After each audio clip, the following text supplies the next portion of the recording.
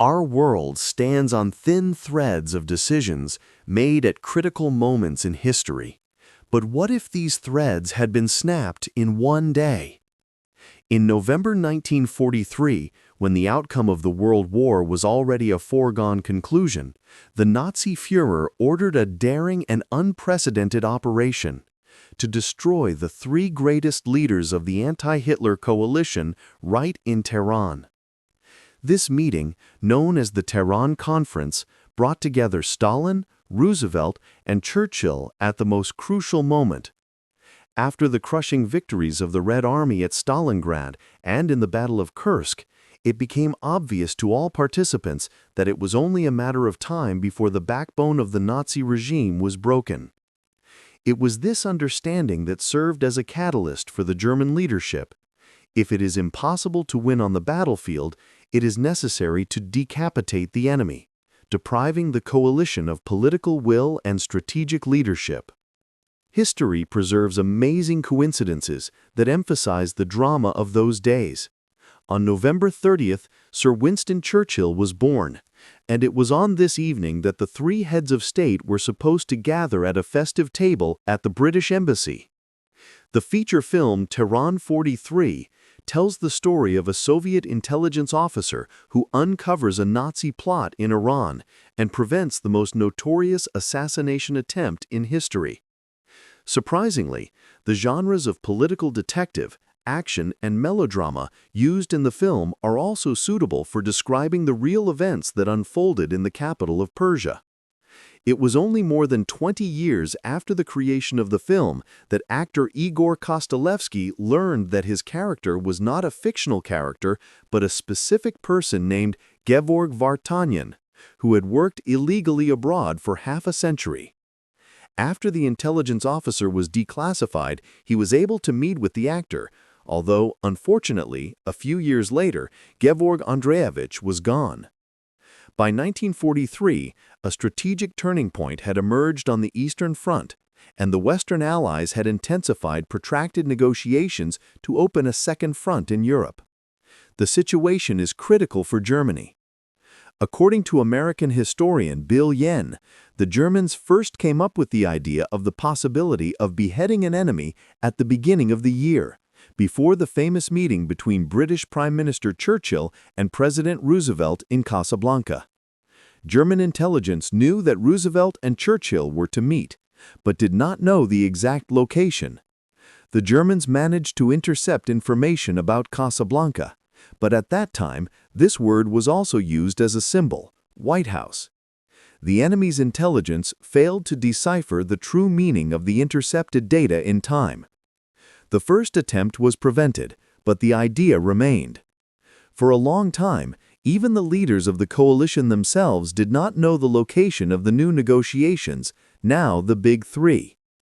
Options such as Egypt and Turkey were discussed, but Stalin categorically insisted on Iran.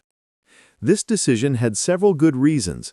Soviet and British troops entered here back in the 41st year, ensuring relative control over the territory, and it was very close to Baku from Tehran, which was strategically important for the Kremlin and allowed Stalin not to leave the Soviet zone of influence for a long time. How seriously the leaders took security issues is clear from the secret documents stored in the Archive of Socio-Political History. One of the folders, marked Top Secret, contains personal correspondence between Stalin and Churchill. In one of the letters, Stalin changed the city of Tehran to a certain symbol, Cairo 3. This is exactly what the parties agreed to call the future meeting in preparation, in order to confuse external observers as much as possible. Moreover, for additional distraction, Churchill even proposed to transfer 2 brigades, a Soviet and a British one, to the Egyptian capital, in order to create a false trail. But Stalin did not support this idea, noting in his reply, "I find this event impractical, as it can cause unnecessary noise and declassify the disguise."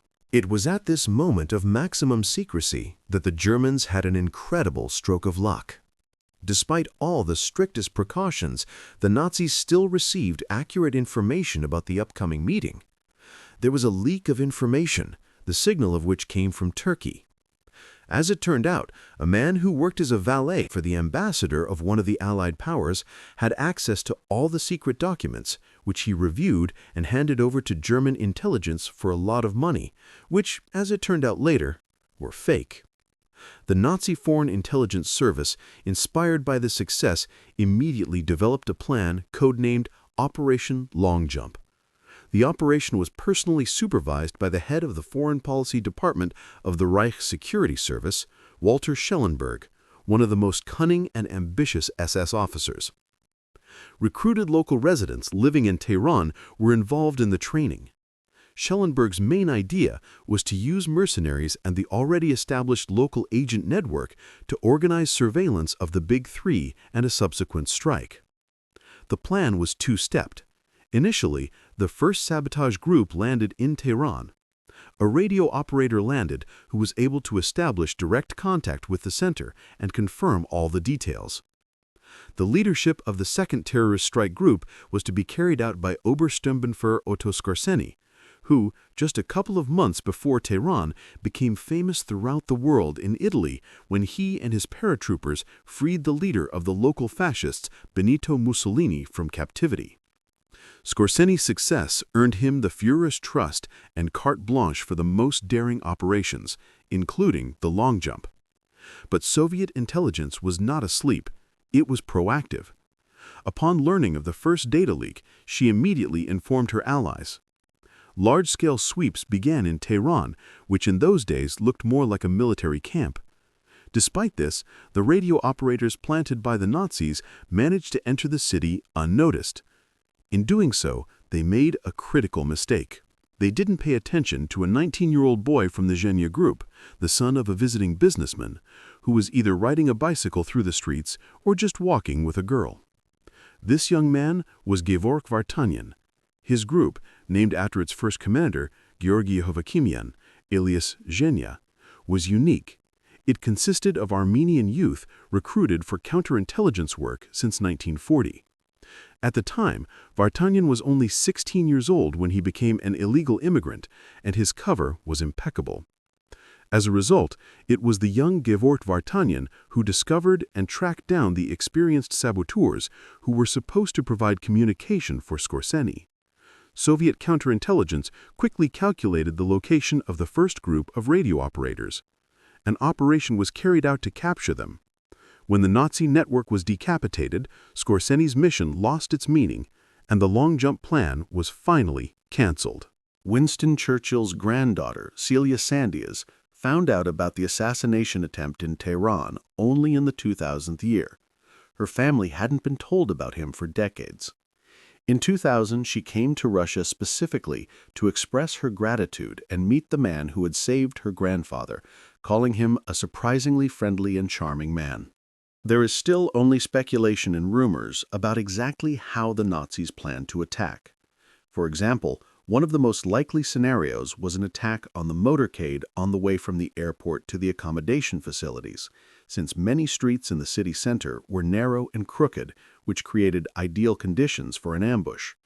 There was also talk of a plane packed to capacity with explosives that could have been aimed at embassy buildings, or a version presented in the film Tehran 43 with a pistol hidden in a movie camera.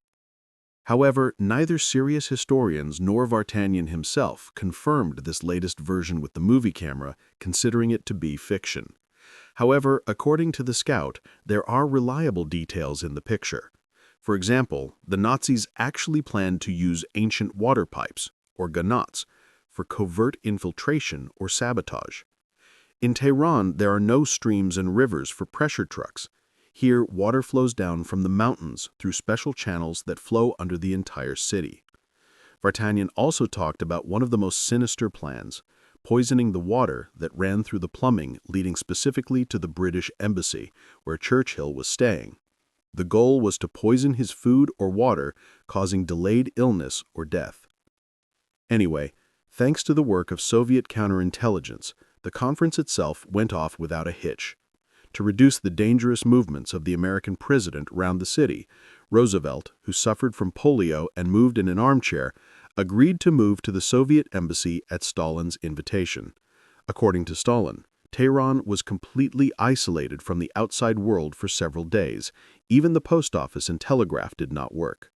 All the leaders, including Roosevelt and Churchill, traveled in Soviet armored ZIS limousines from a special purpose garage. The head of Stalin's guards, Nikolai Vlasik, used an unusual and, according to experts, ingenious tactic which is probably still used today. Vlasik came up with absolute moves that provided complete unpredictability. For example, no one knew which of the 5 or even more armored vehicles in the motorcade Comrade Stalin was sitting in, or whether one motorcade was rushing in one direction and the other in the opposite direction, while the entire road was always carefully checked and cleared of outsiders. As for Gevorg Vartanyan, his love story is also connected with the Tehran Conference, which turned out to be even more interesting than in the movies. Here in Iran, he met the daughter of Armenian immigrants named Gohar, and at the age of 16, his chosen one also became an associate. At first they just met as friends, and then Vartanyan quietly began to give her tasks. For example, he would come with a bouquet of flowers to the street where she was waiting for him, and she would bake the bouquet. That is, she photographed with a hidden camera what was painted on it, or the people he was following. As a result, they had 3 weddings in different countries under different names to complete the tasks, and each time in earnest, because their union was based on complete trust and a common goal. Together as an ideal intel couple, they exposed 400 enemy agents, and never once in their long lives did they fail in their illegal work. The importance of Tehran in the 43rd year is difficult to overestimate. It was there that Stalin, Roosevelt, and Churchill decided to create the United Nations in order to replace the language of war with the language of diplomacy. The contours of the future were also outlined there, and Germany was not eventually destroyed or divided into small states, as the West insisted, and Moscow categorically opposed it, which became one of the most important political decisions of that era. And the Second Front was, as agreed, opened in June 1944. If you're fascinated by this fascinating story about heroism, espionage, and turning points of the Second World War, do not forget to subscribe to our channel. How much do you think the world would have changed if the long jump plan had succeeded? Share your opinion in the comments.